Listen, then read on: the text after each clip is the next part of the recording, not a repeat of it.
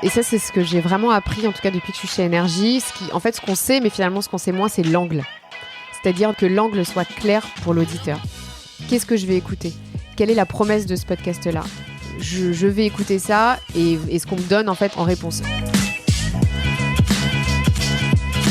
Bonjour tout le monde et bienvenue sur le podcast Les Nouvelles Voix, le podcast pour t'aider à faire entendre ta voix en créant ton podcast et en le faisant découvrir au monde.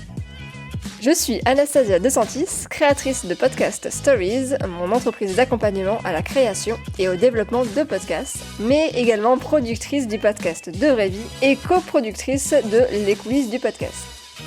Les Nouvelles Voix a pour but de te donner des clés, des conseils et de l'inspiration pour utiliser le podcast comme un outil pour partager ton expertise ou ta passion, prendre la parole sur un sujet qui te tient à cœur, ou encore pour développer ta marque, ton business, en créant une relation privilégiée avec tes auditeurs et auditrices. Bonjour à toutes et à tous, j'espère que vous êtes en forme. Dans ce nouvel épisode, j'ai le plaisir de recevoir Sarah Conan, Head of Podcast chez Energy Group depuis 1 an, mais aussi la créatrice du podcast indépendant Caféine. Sarah a intégré le groupe Energy il y a un peu plus d'1 an pour la création du pôle podcast. Vous avez dû le remarquer, il y a de plus en plus de podcasts qui sont dits originaux. Autrement dit, ce sont des podcasts créés par des médias, des plateformes d'écoute, comme Deezer ou Spotify, ou encore des radios. Alors pourquoi est-ce qu'on voit de plus en plus fleurir ces podcasts dits originaux ? Quel est l'intérêt ? Comment ça se passe la création d'un podcast en interne ? Comment est-ce que sont choisis les sujets ? Quel est le processus de création ?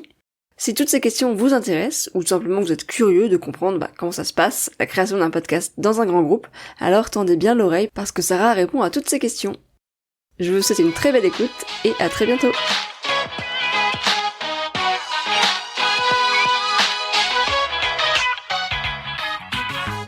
Bonjour Sarah. Bonjour Anastasia. Merci beaucoup d'avoir accepté mon invitation pour répondre à mes petites questions sur les nouvelles voix. Je suis ravie de t'accueillir. Merci d'avoir pensé à moi. Avec plaisir. Donc Sarah, tu es Head of Podcast chez Energy Group depuis 1 an à peu près maintenant. Mais aussi la créatrice du podcast indépendant Caféine. Et donc on va commencer par parler de cette partie-là. Donc on va parler de toi, de ton parcours et de Caféine également. Donc tu as créé Caféine en 2018, donc ça commence à faire et il est toujours actif aujourd'hui. Est-ce que tu peux nous dire 2 mots sur ce podcast, pourquoi tu l'as créé ? Alors Caféine, c'est un podcast que j'ai créé il y a un peu plus de 3 ans maintenant, ça commence à faire. Et je l'ai créé parce que je comme beaucoup, j'écoutais beaucoup de podcasts et je trouvais le format génial et j'avais envie d'en créer un moi aussi. Et Caféine, c'est un podcast dans lequel je vais à la rencontre de personnes qui ont toutes un même point commun. Ils sont tous passionnés par leur métier, par ce qu'ils font. Et avec eux, je vais aller vraiment essayer de comprendre pourquoi est-ce qu'ils sont passionnés et aller décortiquer ce qu'ils font au quotidien. Donc, j'essaie de varier au maximum les personnes que je rencontre. Donc, ça va d'une prof de yoga, une créatrice de bijoux, à une capitaine de police, à un fleuriste ou même une surfeuse. Voilà. D'accord. Et c'est toujours des femmes parce que tu dis une à chaque fois ? Non. Alors non, j'ai eu il y a plus de femmes, mais il y a plein d'hommes aussi. Ok. Et pourquoi tu as voulu créer ce podcast ? C'était quoi l'intention derrière ça ? Eh ben en fait, j'écoutais beaucoup de podcasts. J'ai découvert le format comme beaucoup en écoutant les premiers podcasts natifs qui s'étaient créés, donc La Poudre, Génération XX, Nouvelles Écoles, et j'ai trouvé ça génial. En fait, je trouvais que c'était vraiment J'avais l'impression d'être dans un café et d'écouter la conversation des gens qui étaient assis à côté, et je trouvais ça assez sympa de pouvoir s'immiscer dans une conversation et de découvrir aussi des parcours, des profils. Et à ce moment-là, il y avait pas mal de podcasts sur l'entrepreneuriat et c'est vrai que j'avais envie d'aller voir un petit peu autre chose et en fait, j'avais envie de connaître, on va dire, le quotidien de personnes que je ne côtoyais pas et d'aller en savoir plus vraiment sur des gens qui faisaient des métiers, moi, que je ne connaissais pas, en tout cas, dans lesquels j'avais pas de personnes proches de moi qui le faisaient. Et on va dire, un jour, le moment où j'ai décidé de créer Caféine, c'était un jour, je rencontre une fille qui est sage-femme et qui me raconte son métier pendant 2 heures. Je parle avec elle, je suis vraiment passionnée par ce qu'elle me raconte, parce que je ne connaissais pas du tout, en tout cas, la réalité de son métier. Et je suis ressortie de cette conversation en me disant, mais c'est génial, c'est dingue, et c'est dommage qu'on n'ait pas plus de personnes qui viennent nous raconter ce qu'ils font, et surtout dans des métiers comme ça qui sont très terrain, très réels. Voilà, et je trouve intéressant de les mettre en avant. Et est-ce que toi, personnellement, tu avais une recherche par rapport à ta situation, ou c'était vraiment juste par curiosité? Ah non, c'était vraiment je voulais faire ça. Moi, je voulais faire ça à côté de ce que je faisais. J'avais envie d'avoir un projet perso, et je trouvais que le podcast, en fait, j'ai vraiment été passionnée tout de suite par ce format-là. J'avais envie de découvrir les gens qui faisaient des podcasts, comment ils le faisaient, le côté, comment mener une interview, comment poser les bonnes questions, comment faire un format qui soit intéressant à écouter. Et c'est vrai que non, je voulais vraiment que ça reste à côté en tout cas, de ce que je faisais. Je travaillais déjà à l'époque dans les médias, donc voilà, pour moi en tout cas ça rejoignait un petit peu déjà ce que je faisais. Ouais, ça permettait de compléter aussi avec ce que tu connaissais peut-être déjà dans ton quotidien. Ouais, c'est ça. Qu'est-ce que tu dirais que ce podcast t'a apporté dans ta vie perso et pro? Alors humainement, beaucoup de rencontres, et surtout on va dire de la connaissance de certaines choses que je ne connaissais pas. Par exemple, récemment, j'ai fait une interview avec un fleuriste. Alors, il faut savoir que vraiment, je n'y connaissais rien à ce métier, aux fleurs, à comment ça fonctionne, etc. Donc, c'était hyper intéressant. En tout cas, j'ai découvert beaucoup de choses. Et pareil, j'ai eu récemment une interview avec une capitaine de police à la brigade des mineurs, et franchement ça m'a passionnée. Je trouve que c'était incroyable comme quotidien, et qu'elle me raconte vraiment les dessous de ce qu'elle faisait. Vraiment, j'ai adoré aussi cette conversation. Donc ça m'a apporté vraiment humainement beaucoup de rencontres, beaucoup de connaissances, et dans mon travail, forcément ça m'a amené, on va dire, un petit peu à ce que je fais aujourd'hui chez Énergie. Donc ça a eu beaucoup d'effets positifs pour moi. Mais justement, on va en parler. Est-ce que tu peux nous parler un peu de ton parcours avant d'arriver donc chez Énergie? Ouais, alors moi j'ai toujours travaillé dans les médias. J'ai commencé chez Webedia, qui est une grosse boîte qui avait à l'époque beaucoup de gros sites comme Allociné, Pure People, etc., avec pas mal aussi de gros influenceurs. Donc j'ai commencé à travailler. Je travaillais pendant 5 ans chez Webedia. Je travaillais plutôt au service commercial, donc je m'occupais vraiment de monétiser les sites, de travailler des opérations spéciales avec des influenceurs, voilà, tout ça autour de la pub. Et ensuite, j'ai été chez Combini, où là, pareil, j'étais toujours dans l'équipe commerciale, et je m'occupais, pareil, beaucoup de travailler sur ce qu'on appelle le brand content. Donc, c'est vraiment créer des contenus pour les marques, mais en racontant une histoire, en créant un lien entre la marque et le média. Donc ça, je suis restée pas mal de temps, plus de 2 ans chez Combini. Et là, ça fait 1 an que je suis chez Énergie. Donc là, c'est vraiment un métier qui est assez différent, parce que je suis sortie un petit peu de la partie commerciale. J'en fais un petit peu toujours forcément, mais beaucoup moins. Et là, je suis plutôt sur un aspect éditorial, production, qui est sur un format que j'adore, donc le format podcast. Et c'est toi qui t'es dit que tu voulais aller vers un côté plutôt éditorial. Comment ça s'est passé? T'as vu cette opportunité, tu t'es dit, allez, j'ai envie de travailler dans le monde du podcast. Comment ça s'est passé? Ouais, franchement, déjà, quand j'ai commencé un peu à faire du podcast, j'ai trouvé ça vraiment passionnant, et j'ai été hyper intéressée par tous les nouveaux acteurs qui se créaient, toutes les boîtes de production, comment est-ce que ça se concrétisait, comment les marques commençaient aussi à faire des podcasts. Donc là, moi, je comprenais un peu plus, en tout cas, ce qu'elles voulaient faire. J'ai commencé à faire des podcasts de marques chez Webedia, et j'ai aussi travaillé une offre chez Combini. Donc, je voulais déjà apporter, en tout cas, le podcast au sein de mes métiers.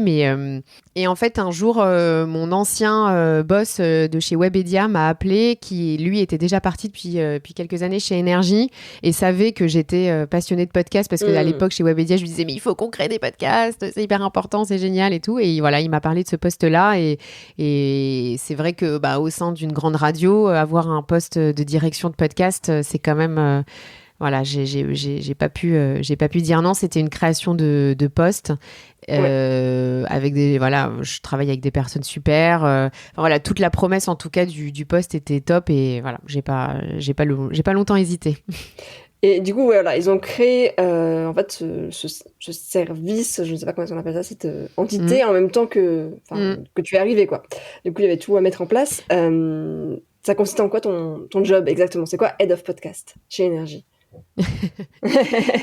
En gros, ils avaient déjà commencé à faire quelques podcasts natifs. En tout cas, c'était vraiment la volonté du groupe.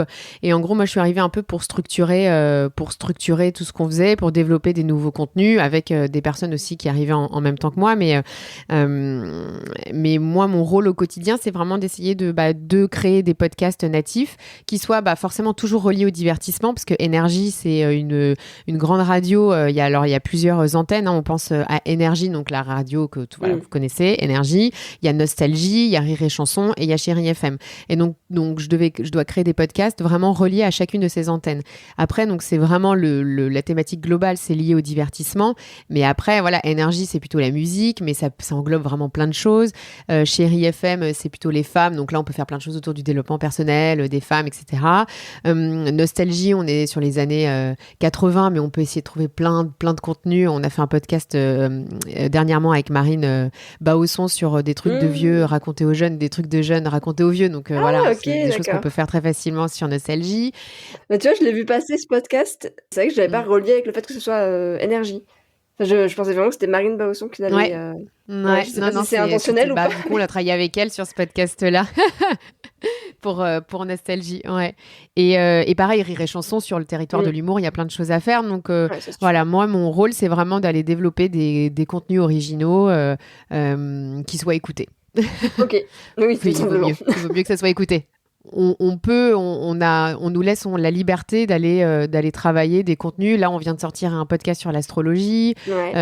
On a sorti un podcast sur le développement personnel. On va sortir un podcast sur l'humour. On peut travailler avec les gens.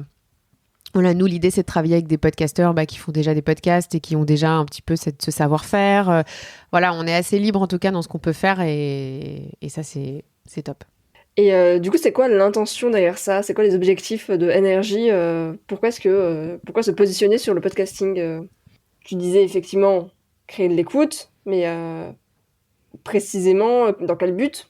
Non, Énergie, donc c'est une radio et aujourd'hui, on sait que la radio tend à se diversifier et forcément aller sur le podcast, c'est limite devenu pas une obligation, mais tu vois, c'est devenu assez naturel, en tout cas dans les écoutes et dans les gens, en fait, la manière dont ils écoutent, un peu comme la télé avec les plateformes de streaming. Et du coup, ça devient un peu ça sur la radio et le podcast. Et c'est vrai que ça semblait naturel au groupe d'aller vraiment travailler cet axe podcast et d'aller travailler de nouveaux contenus qui soient nouveaux et qui soient surtout qui changent de ce qu'on entend à la radio, surtout qu'Énergie, c'est comme des chaînes musicales à la base. Donc voilà, d'aller vraiment travailler d'autres typologies de contenu et d'aller vraiment se positionner sur le podcast, un peu comme l'a fait, tu vois, très bien Radio France. Oui, effectivement. Ça marche. Ouais, donc tu me disais effectivement, donc on connaît Énergie, il y a effectivement les replays radio, aussi sur les applications de podcast, qui sont donc des replays d'émissions diffusées en direct. Il y a les créations originales ou podcasts originaux. Donc tu citais plusieurs exemples, donc La, Feu de camp, Crime, Inspiré et donc Stellar, c'est le nouveau podcast ouais, tout à fait accessible sur l'astrologie. Donc c'est des thématiques qui sont très variées. Effectivement, comment est-ce que vous faites pour choisir effectivement ces thématiques dont tu me disais que c'est en lien avec la radio particulière, mais comment est-ce que vous choisissez cette thématique plutôt qu'une autre? Ça, c'est mon moment. Je pense que ça, c'est ma tâche c'est la tâche que je préfère, je pense, à faire, c'est d'aller choisir les podcasts qu'on va faire. En fait, on brainstorm. On est 3 à travailler vraiment tous les jours sur le podcast et on brainstorm ensemble sur déjà nous, qu'est-ce qu'on aimerait écouter.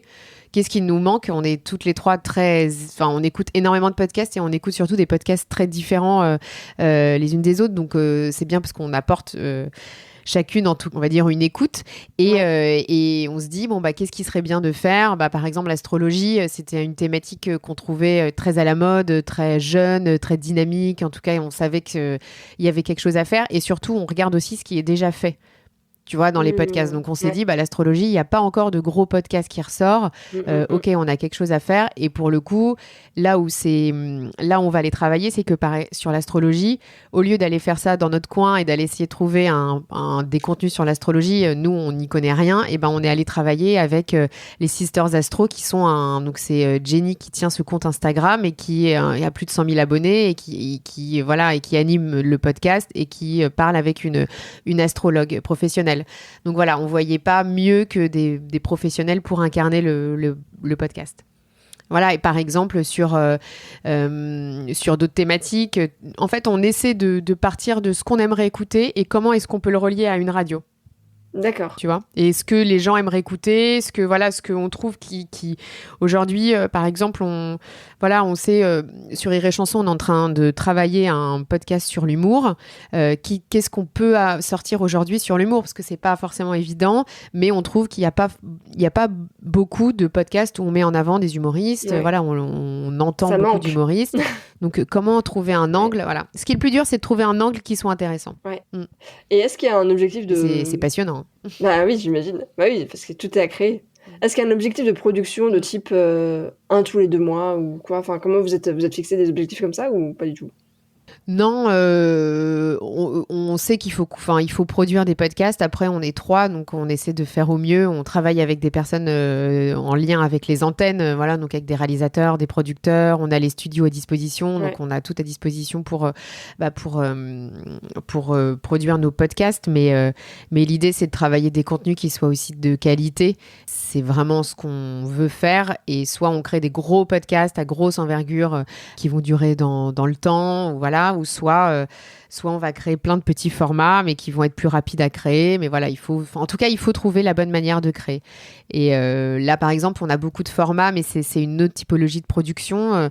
On a fait un deal avec iHeart, qui est un des plus gros producteurs de podcasts aux États-Unis. Et en gros, dans le deal, c'est qu'ils nous ont donné une quinzaine de podcasts à eux qu'on a traduits et qu'on fait incarner par des Français. Oui, donc génial. en gros, on a nous la base, donc on n'a pas à écrire, tu vois, on a la base. On traduit, donc il faut quand même leur mettre vraiment une sauce, tu vois, un texte qui soit audible en français et intéressant. Et ensuite, pour certains podcasts, on les fait incarner par des gens, qui sont plus ou moins connus, en tout cas qui font un lien avec la thématique du podcast. Ou sinon, on les fait, on trouve des voix, mais voilà, ça c'est un autre travail de production, de traduction, mais voilà, qui est différent de ce qu'on fait sur la production de formats originaux.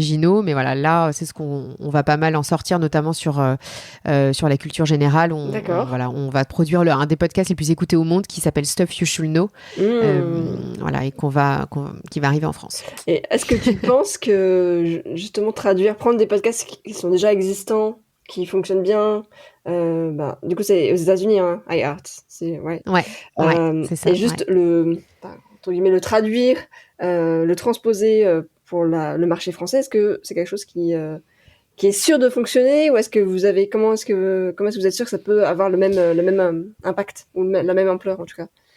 Je pense que ça va dépendre des thématiques, c'est du test aussi, mais après on a déjà un contenu qui est créé et qui marche bien dans un autre pays, et c'est un contenu qui est assez universel, tu vois. Si on a des formats sur la science, on a des formats donc sur l'histoire, on a des formats sur la culture générale au sens large, donc c'est des questions de culture générale. Aujourd'hui, on sait que ça marche quand même plutôt bien en podcast, tout ce qui est culture générale, on le voit dans le top des podcasts les plus écoutés, sur des formats très courts. Donc nous, en traduction, on n'a pas traduit uniquement ligne par ligne et transposé ce que ça voulait dire en anglais, en français. Non, on a vraiment on a traduit, mais aussi on l'a remis en forme pour que ça soit vraiment audible, adapté, voilà, pour des Français. D'accord, ok. On y croit. Oui. Après, c'est vrai que c'est quelque chose qui fonctionne énormément aux États-Unis, donc il n'y a pas de raison. Et c'est vrai que le marché n'est pas exactement le même encore. Ouais, ok, c'est vrai. Et du coup, comment ça se passe la création, revenons sur la création d'un podcast original. Comment ça se passe la production d'un podcast chez Énergie? Est-ce que c'est vous qui allez sélectionner les intervenants, ou est-ce que quelqu'un aussi peut venir avec vous présenter un projet en mode, voilà, moi j'ai envie de faire un podcast sur ça. Est-ce que c'est possible de le produire chez Énergie? On a des personnes qui nous envoient leurs projets de podcast. Après, il faut qu'on voit si nous, ça rentre dans ce qu'on voulait faire, dans notre ligne édito, et voir voilà, si la personne voilà, peut l'incarner, enfin, comment on peut le produire. Mais oui, ça nous est arrivé d'avoir des personnes qui nous envoient leurs projets. Et d'ailleurs, c'est génial parce qu'il y a des super projets. Et sinon, dans le processus de production, en gros, si je reprends l'exemple de l'astrologie, tu vois, qui vient de sortir, on se dit, OK, on va créer un podcast sur l'astrologie. Donc, on se dit, bon, qu'est-ce qu'on veut écouter sur ce podcast-là et qu'est-ce qu'on ne veut pas? Donc, nous, ce qu'on voulait pas, c'est avoir un truc, c'est avoir un format très linéaire, on va dire. Ouais. On voulait pas écouter le thème astral de Enfin, voilà, on voulait que ça soit accessible à tous et que ça soit simple. En fait, et quand on les regardait, tout ce qui se faisait sur l'astrologie, les personnes qui avaient des comptes Instagram, etc., on est vraiment allé choisir Sisters Astro parce que quand on va voir leur compte Instagram, c'est hyper fun, c'est lifestyle, c'est sympa, c'est coloré et c'est vraiment ce qu'on voulait. Et du coup, ensuite, on a pris contact avec Jenny, qui est donc la fondatrice de Sister Astro. On l'a rencontrée, on lui a dit voilà, on voudrait faire ça. Alors c'est vraiment un travail main dans la main parce que c'est un podcast énergie, mais c'est aussi elle qui va l'incarner, qui va voilà nous produire aussi du contenu, qui va l'écrire avec nous en backup, bien sûr, mais voilà. On définit vraiment une ligne éditoriale qu'on veut faire. Ensuite, on retravaille toute la ligne, on retravaille un pilote d'un premier épisode, et ensuite on part en studio. Et donc quand on part en studio, on va dans les studios d'énergie. Donc il y a pas mal de studios chez Énergie. On demande à un réalisateur de nous réserver un studio et ensuite on arrive en studio, on enregistre le podcast. Donc on peut passer 2-3 heures en rush, tu vois, en enregistrement pour bien, voilà. C'est assez long, en fait, on se rend pas compte, mais en fait, créer un contenu d'une demi-heure, on peut mettre 3 heures dans un studio d'enregistrement à bien trouver le bon rythme. Pour un épisode, du coup. Ouais, pour un épisode. Souvent, on enregistre un épisode à la fois. D'accord. Et ensuite, donc on a le rush de cet épisode-là. Nous, on écoute l'épisode, donc on le met sur un logiciel qui nous permet de dérocher l'épisode et de faire un retour à des monteurs. Donc, tu vois, à dire, OK, je veux couper ici, je veux couper là, je veux mettre une virgule musicale ici, etc. Et ensuite, on l'envoie. Donc, nous, on travaille avec des réalisateurs qui sont chez Énergie. Et qui nous font toute la réalisation de nos podcasts, qui nous mettent les musiques, qui nous font les génériques, voilà, qui nous aident vraiment au quotidien sur toute la réalisation de tous les contenus qu'on sort. Et voilà. D'accord. Ensuite, on crée les vignettes, tout ça, quoi. On met en ligne. Et donc, oui, c'est énorme. 2 heures par épisode, ouais. Donc, ok. Alors, ça va vraiment dépendre des contenus. En fait, tu as des contenus qui vont... Par exemple, je prends un autre exemple, Inspiré. Inspiré, c'est notre podcast Musique Énergie. Et donc, Inspiré, la thématique, c'est on va aller rencontrer les artistes énergie qui vont nous parler de leurs plus grands tubes ou de leur tube du moment. Donc, on a par exemple rencontré Clara Luciani qui nous a parlé de sa chanson « Le Reste ». Donc, en gros, c'est à quel moment tu as écrit cette chanson, qu'est-ce que ça voulait dire pour toi à ce moment-là, est-ce que tu peux nous parler un peu du clip, voilà, etc., etc. Donc là, on va dire, on a à peu près 30 minutes d'interview. Donc là, en l'occurrence, en enregistrement, c'est 30 minutes à 40 minutes max. Donc on va dire, 40 minutes max de rush. Et là, le temps qu'on va passer, ça va pas être pendant l'interview, pendant l'enregistrement, mais ça va être vraiment dans le dérush. Parce que là, j'invite tout le monde à écouter ce podcast-là. Et en gros, tout le travail, il va être vraiment dans le montage. Et là, on peut passer des heures en montage. Et c'est vraiment, OK, donc là, on va mettre un extrait de ce passage-là de la musique parce qu'elle parle de ce passage-là, parce qu'on va parler de certaines paroles, parce que voilà. Et ça, je pense que vraiment, Maud, qui travaille avec moi, a dû passer des heures et des heures sur les montages des épisodes parce que c'est un travail énorme. Et là, le nombre de temps que tu passes avec des réalisateurs et des monteurs pour avoir vraiment une belle version de l'épisode, c'est pas en enregistrement, mais c'est vraiment en travail de réalisation derrière. Et ça, c'est des podcasts qui, à la fin, font 12 minutes. Entre 12 et 15 minutes. Ouais. Ça va vraiment dépendre des contenus qu'on produit. Tu as des contenus où on peut faire une interview d'une demi-heure, mais on va passer 5 heures à le monter, à le produire, etc. pour un épisode de 15 minutes. Et d'autres où ça va être l'écriture, on va dire, du podcast qui va mettre plus de temps, mais finalement, l'enregistrement va mettre moins de temps. Ou d'autres, ça va être l'enregistrement qui va mettre un peu plus de temps pour trouver vraiment le bon ton qu'on veut donner, etc. Et comment ça se passe la promotion de ces créations, justement ? Comment est-ce que vous en parlez ? C'est vrai que nous, on a de la chance, c'est que comme on fait partie du groupe Énergie, eh ben, on va profiter de tout l'écosystème du groupe. Donc, tu vois, par exemple, pour un podcast Énergie, eh ben, on va aller mettre en avant les podcasts déjà sur le site Énergie. Enfin, mine de rien, tu vois, ça a quand même pas mal de visiteurs par jour. On va le mettre en avant, on va avoir des spots antennes. Donc, on va avoir la voix de l'antenne qui va dire retrouvez le nouveau podcast Énergie sur l'astrologie, sur toutes les plateformes d'écoute et sur le site Énergie. On va avoir des posts sur les réseaux sociaux. On va avoir de la mise en avant. On enregistre, tu vois, des formats de 15 à 20, de 20 secondes à 30 secondes de bande-annonce qu'on va mettre en avant sur tous les replays du groupe pour aller stimuler l'écoute du podcast. Donc, voilà, c'est pareil. Découvrez le nouveau podcast Stellar sur l'astrologie. Rendez-vous sur le site et sur toutes les applications de podcast pour écouter.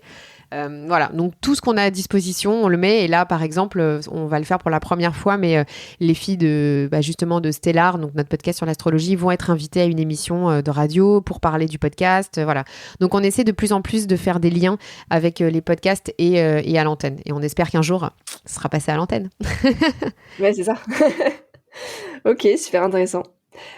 Quel est, selon toi, attention, question piège, non pas question piège, mais quel est le secret d'un bon podcast? Qu'est-ce qui fait un bon podcast? Je sais que c'est une question compliquée parce que c'est vrai qu'il n'y a pas un seul secret, mais qu'est-ce que tu dirais, toi? Moi, je dirais le premier, et ça, c'est ce que j'ai vraiment appris, en tout cas depuis que je suis chez Énergie. Ce qu'on sait, mais finalement, ce qu'on sait moins, c'est l'angle. C'est-à-dire que l'angle soit clair pour l'auditeur. Qu'est-ce que je vais écouter? Quelle est la promesse de ce podcast-là? Je vais écouter ça et ce qu'on me donne en fait en réponse. Je te donne un autre exemple. Par exemple, Pauline Grisoni, son podcast La Leçon, a un angle hyper clair. Tu vois, pour le coup, voilà, on est là, on vient écouter une leçon de quelqu'un qui a échoué, qui nous raconte pourquoi ça a eu un impact dans sa vie. Et voilà, je trouve que l'angle, en tout cas, d'un podcast doit être hyper clair et bien travaillé. Et ensuite, forcément, la réalisation on va dire, et la personne qui incarne aussi a quand même son rôle à jouer. Mais en tout cas, il faut que le contenu soit intéressant et que soit forcément bien travaillé aussi derrière en réalisation. Et clair aussi pour une cible. Et clair pour l'auditeur, ouais. Et limite, plus c'est niche, plus... Ouais. Ouais, tout à fait, je suis d'accord. Effectivement, si on a un sujet qui nous passionne, que même si ça intéresse très peu de personnes, potentiellement, justement, ça va être ces personnes qui vont être des vrais fans du podcast. Ouais. Oui, parce qu'en fait, il y a beaucoup de podcasts qui sont déjà installés depuis longtemps, tu vois, sur l'entrepreneuriat. Je pense au podcast Génération Do It Yourself, je pense au podcast de Pauline Léniaud qui sont là depuis longtemps, qui marchent bien. In Power, c'est pareil, ça marche super bien. Enfin, voilà, ça marche bien. Mais aujourd'hui, par exemple, tu vas créer un podcast, on va dire, sur l'entrepreneuriat féminin. Il y en a plein qui existent. Est-ce que tu vas réussir à émerger autant que autant que les autres? Je sais pas. Ouais. Alors oui, peut-être, mais est-ce qu'il ne faut pas plus avoir un angle plus précis pour pouvoir émerger? Je partage. J'ai entendu aussi que donc Énergie entend... alors, comment Énergie intègre en fait les marques de podcasting? Comment est-ce qu'elle les accompagne justement à utiliser le podcast dans leur stratégie? Est-ce qu'il y a des podcasts créés en marque blanche? Comment ça se passe? Ouais, nous, le but, c'est forcément, tu fais des podcasts, mais il faut aussi pouvoir les monétiser. Alors, on a différentes choses qu'on propose aux marques. Déjà, la première, c'est de pouvoir sponsoriser les podcasts concrets. Donc, tu vois, via un format pré-roll ou un format, ce qu'on appelle host read, où c'est vraiment l'hôte du podcast qui va venir nous raconter la publicité. Ça, on le propose à tous les annonceurs. Et en plus de ça, on a une offre. On a créé une offre avec un hébergeur qui s'appelle AudioMeans, donc qui est notre hébergeur aussi, et on propose à tous les podcasteurs qui sont hébergés sur AudioMeans de pouvoir être intégrés à notre offre commerciale, donc de manière non exclusive. Ils ont le droit d'aller être commercialisés ailleurs et de continuer à commercialiser leur propre podcast, mais en plus de ça, on leur propose de venir s'intégrer à notre offre. Et du coup, nous, on propose aussi aux annonceurs d'aller travailler sur les contenus Énergie, mais aussi des contenus qui n'ont rien à voir avec Énergie. Donc, on a différents podcasts et ça nous amène une diversité un peu plus importante importante des podcasts qu'on peut proposer à des annonceurs. Donc ça, c'est le deuxième point. Et le troisième, c'est du coup proposer des formats en marque blanche pour des marques. Donc vraiment les podcasts de marque propres à certaines marques, à certains annonceurs. Et là, on commence à en avoir quelques-uns. On a travaillé avec le CNIEL ils sont revenus pour la 3e saison là avec Chérie FM. Là, on va sortir un podcast pour un assureur. On va sortir un podcast pour des gélules alimentaires. Voilà, donc il y a on commence à en avoir pas mal. On a plein de choses en cours aussi, en discussion avec des marques. Et ça, je pense qu'il va y avoir de plus en plus de marques on voit qu'il y en a de plus en plus et on continue de voir des marques, en tout cas, qui sont intéressées pour créer leur podcast. Et nous, ce qu'on propose aux marques, c'est en fait, on voit qu'il y a beaucoup de marques qui créent leur podcast, mais qui ont du mal à émerger sur les plateformes d'écoute. En fait, ils payent de l'argent pour produire leur podcast, mais finalement, c'est très, très peu écouté. Et nous, ce qu'on propose chez Énergie, en fait, on va produire le podcast de la marque, mais on va aussi aller stimuler les écoutes par tout un plan média qu'on fait, nous, pour nos propres podcasts et qu'on va faire pour les podcasts de marque qu'on va créer. Et ça apporte un vrai plus, en tout cas, pour les marques qui décident de le faire avec nous. Et ça va être quoi, par exemple, les actions pour communiquer sur ces podcasts des marques? Ça va faire tout ce qu'on fait, nous, sur nos propres podcasts. Donc, c'est mettre des posts sur nos réseaux sociaux, faire du pré-roll sur l'ensemble de nos replays, de nos web radios. Ça va être, faire même du post-roll sur les podcasts. Ça va être, tout, nous, ce qu'on met en avant, en tout cas sur nos podcasts, on le fait aussi la même chose sur les podcasts des marques, des annonceurs. Qui sont produits, d'accord. Et ça, c'est donc c'est votre équipe aussi qui gérait ça, le côté éditorial, recherche, Ouais, là il y a aussi une équipe de production qui est derrière, qui nous aide à produire. Mais éditorialement, ça c'est nous qui nous en occupons. Qu'est-ce qui te plaît justement le plus dans ton poste de Head of Podcast aujourd'hui? Le truc qui te fait lever le matin, j'ai envie de dire. Non, mais c'est en fait, franchement, je pourrais passer des heures à parler de podcast, à parler de quel podcast j'ai préféré, est-ce que tu as écouté le dernier épisode de tel podcast, etc. etc. Donc déjà, c'est de pouvoir parler de podcast toute la journée. Moi, franchement, je suis trop contente, j'adore. Ouais, avec des passionnés et aussi de pouvoir créer des contenus de A à Z. Enfin, c'est vraiment ça, c'est génial d'avoir toujours des projets en cours, de se dire tiens, on va créer un nouveau podcast sur la culture générale, on va créer un nouveau podcast sur l'humour, comment on va faire. Et à chaque podcast, t'as des choses qui sont simples à faire, t'as aussi des difficultés, pour certains podcasts, t'as de la programmation à faire, t'as des artistes à faire venir à la radio ou autre, convaincre aussi les directeurs des antennes de nous suivre aussi sur la création des contenus. Plein de choses. Et en fait, moi, ce que j'aime bien, c'est vraiment voir un projet. Je pense à un moment que j'adore. Il y en a deux. Il y a les brainstorms qu'on peut faire en disant ok, bon alors quel nouveau podcast on va créer pour Nostalgie, quel nouveau podcast on va créer pour Chérie FM. Ça, c'est vraiment trop trop bien. Et l'autre, c'est de... Et en fait, en général, quand on finit la production quand on a quelques épisodes en stock, on produit la bande-annonce. Et c'est la première chose qui sort. Et nous, quand on met en ligne, tu vois, sur notre hébergeur et sur les plateformes d'écoute, on met la bande-annonce. Et c'est la première écoute de la bande-annonce qui va lancer, on va dire, c'est le début. Ok, on commence à avoir quelque chose de fini sur un projet qu'on a travaillé depuis quelques mois. Ouais. En général, je l'écoute plusieurs fois. J'aime bien. Ça y est, on avance. Ouais. Est-ce qu'il y a des projets où justement en le créant, tu te dis ça c'est un projet qui va trop marcher, ça va vraiment, l'audience va être là, et puis au final ça fait un flop, ou inversement des projets où vous dites on n'a pas forcément on n'a pas espoir d'atteindre énormément de personnes et au contraire justement ça cartonne. Je sais pas si vous avez déjà le recul par rapport aux productions que vous avez. Ouais, en fait, on a quelques reculs, mais on pense vraiment qu'il faut aussi un peu de temps pour installer un programme. C'est-à-dire qu'en fait, on se pose la question parfois, est-ce que l'angle n'était pas bon? Est-ce qu'on a peut-être pas assez communiqué dessus? Est-ce que les gens veulent vraiment écouter ce type de programme? En fait, ça va vraiment dépendre, mais je pense qu'il faut prendre le temps d'installer un programme. Sur une saison de 10 épisodes, je suis pas sûre qu'on ait vraiment assez de recul en tout cas pour savoir si on continue ou pas. Donc nous, on fait plein de tests et après on voit si on continue, si on fait autre chose, si on continuera plus tard, combien de temps ça nous a pris, etc. Du coup, tu t'es lancé dans le podcast en 2018, comme moi d'ailleurs. Et du coup, il y a eu pas mal d'évolutions depuis sur le marché du podcast. Qu'est-ce que tu as constaté toi comme évolution depuis 4 ans? Qu'est-ce qui t'a le plus marqué? On va dire que les gens s'intéressent depuis ce podcast. Parce qu'au début, vraiment, c'était quoi, mais le podcast, mais c'est quoi un podcast? Enfin, voilà, comme moi au début, hein, moi, quand on m'a parlé de podcast, moi, je savais pas, voilà, je savais pas où est-ce qu'on écoutait des podcasts, etc. Et de voir qu'il y a plein de boîtes qui se sont créées, plein de studios de prod, ça, je trouve ça cool. Enfin, c'est trop bien. Il y a un festival de podcasts. Enfin, voilà, il y a plein de choses. Donc, c'est vraiment chouette. Et moi, ce que je trouve dingue, c'est le nombre de podcasts qui sont créés. Enfin, c'est dingue. Mais ce qui est intéressant à voir, c'est le nombre de podcasts qui sont créés et le nombre de podcasts qui restent dans le temps. Et ça, il n'y en a pas beaucoup. Parce que, faut pas se...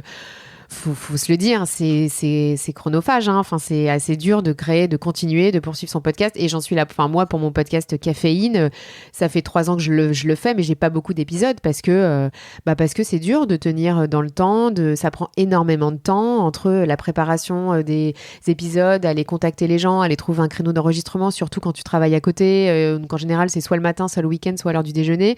Enfin, voilà. Donc ça prend quand même beaucoup de temps. Et je pense qu'il y a beaucoup. Enfin, moi, ce que je vois, c'est qu'il y a beaucoup de monde qui abandonne en se disant je vais arrêter parce qu'en fait ça me prend du temps et puis il faut avoir une audience. Pour avoir une audience derrière, il faut aussi ça prend aussi communiquer, beaucoup de temps et d'énergie. Et ça prend du temps de communiquer aussi. Ouais, c'est ça. Donc voilà, mais après moi en tout cas ce que j'ai vu sur le marché, c'est vraiment de plus en plus de créateurs de contenu, de producteurs indépendants, de gens qui se sont lancés vraiment dans le podcast et des boîtes qui sont créées, plein de podcasts. Voilà, et des grosses chaînes qui se sont aussi lancées dans le podcast. Donc, comme Énergie, comme d'autres aussi. Mais voilà, ça, c'est cool aussi. C'est quoi justement le secret pour durer quand on a un podcast déjà vieux? Parce que 4 ans, c'est déjà. Toi-même, tu sais, c'est la régularité. Enfin, pour moi, il n'y a pas de secret. C'est ça, c'est la régularité. Même si tu postes une fois tous les 15 jours, faut être régulier. Pour moi, il n'y a que ça qui marche et après de la com sur les réseaux sociaux, etc. Mais il faut pas, il faut choisir ton réseau, tu vois. Soit tu es à fond sur Instagram, mais moi, je trouve ça très, très difficile parce que ça prend énormément de temps. Les réseaux sociaux, va faire des stories, va faire des posts, faut écrire, faut en plus de faire ton épisode, ça prend vraiment du temps et de l'énergie. Donc faut être... tu vois, quand je repense à Bliss, par exemple, que j'ai même pas cité, mais qui a un super podcast, et elle a créé ça, pareil, il y a 3 ans, alors qu'elle bossait. Quand elle postait un épisode par semaine, franchement, je suis admirative, parce que c'est beaucoup de boulot, hein. Mais aujourd'hui, elle a réussi à vivre de ça. Réussi à en vivre. Mais il y en a peu, hein, quand même. Moi, je trouve que le modèle est dur aujourd'hui. Hein. Est-ce qu'il y a de la place encore pour tout le monde dans le podcast? Est-ce que tout le monde a sa place dans le podcast? Ah ouais, moi je pense vraiment, et puis ça fait que commencer, mais tu sais, c'est un peu comme YouTube au début, où il y avait les gros YouTubeurs, et puis on se disait, c'est bon, eux ils sont installés, mais en fait finalement t'as plus trop la place. Alors en fait, il y en a plein de nouveaux qui y arrivent et qui font des milliers de vues, et ça marche super bien. Ah ouais. Mais je pense qu'en plus, il va y avoir des super podcasts il y a plein de choses à faire. Là, il y a plein de podcasts pour les enfants qui sortent, c'est génial. Il y a plein de thématiques qui sont pas encore bien traitées en podcast, hein. On voit qu'il y a en tout cas des thématiques, tu vois, je pense à la cuisine. Il n'y a pas beaucoup de podcasts sur la cuisine parce que c'est dur aussi de créer un podcast sur la cuisine. Nous, on y réfléchit et on n'arrive pas à trouver encore l'angle, en tout cas, qui sort vraiment du lot. Et voilà, il y a plein de choses. Vraiment, nous, on pense que il y a plein de formats qui sont à créer, on va dire, dans le podcast, qui sont pas là et je pense qu'ils vont arriver. C'est quoi tes prédictions pour le marché du podcast en 2022? Est-ce qu'il y a certains formats qui vont fonctionner plus que d'autres? Comment tu vois? Déjà, je vais voir comment parce que tu sais, Apple a lancé son format payant. Il y a pas mal de... on commence à voir un peu émerger ce format-là. Je suis assez curieuse de voir comment ça va comment est-ce que ça va évoluer, que les gens sont prêts à payer, tu vois, des podcasts, et comment, tu vois, c'est vraiment ça me questionne. Et je pense qu'il va y avoir beaucoup de contenus qui vont être créés. Je pense qu'il va y avoir beaucoup de nouveaux contenus qui vont être créés. Je pense que chaque boîte de prod, chaque marque, entre les marques, les boîtes de production, les médias qui se mettent aussi beaucoup à créer des podcasts, et tous les médias, je pense que les chaînes de télé vont arriver. Je pense que ça va faire pas mal de contenu, mais qui sont top pour les auditeurs aussi, parce qu'il va y avoir plein de choses je pense qu'il y aura plein de choses à écouter. J'ai l'impression qu'il y a un peu un effet de il faut avoir un podcast, de plus en plus, pour les marques surtout, en mode, bah voilà, il faut être dans les premiers à créer son podcast pour avoir une présence. Après, nous, ce qu'on propose aux marques, c'est de pas parler que de leur marque au sein de leur contenu. Ouais. Tu vois, c'est de dire, on va plutôt parler d'un thème et on va essayer de plugger votre marque à l'intérieur. Mais c'est le principe du brand content, hein, c'est de pas faire du plein axe. Mais voilà, nous, ce qu'on propose aux marques, c'est de pas faire un podcast sur leur marque, mais plutôt de faire un podcast sur le thème qu'ils défendent sur leur marque. Exactement. Merci beaucoup, Sarah. Est-ce que tu as une dernière recommandation à faire aux auditeurs et auditrices? Donc c'est plutôt des personnes qui ont un podcast indépendant, donc plutôt comme toi avec Caféine. Quelle serait ta recommandation, ton conseil? Non, c'est de continuer à faire ça, c'est tant que ça vous passionne et de pas trop se prendre la tête. On va dire si vous aimez le faire, tant que vous aimez le faire et tant que vous aimez, vous ressortez. Si vous ressortez heureuse de vos interviews ou de vos réalisations, si ça vous passionne, faut continuer parce que c'est autant faire quelque chose qu'on aime faire. Et même si c'est à côté de son job, moi je trouve que c'est toujours stimulant et ça se trouve ça apportera quelque chose après. On sait jamais. On ne sait jamais. Ça peut amener à Head of Podcast de quelque chose d'autre. On ne sait jamais. Bon super. Merci beaucoup Sarah. Merci beaucoup Anastasia.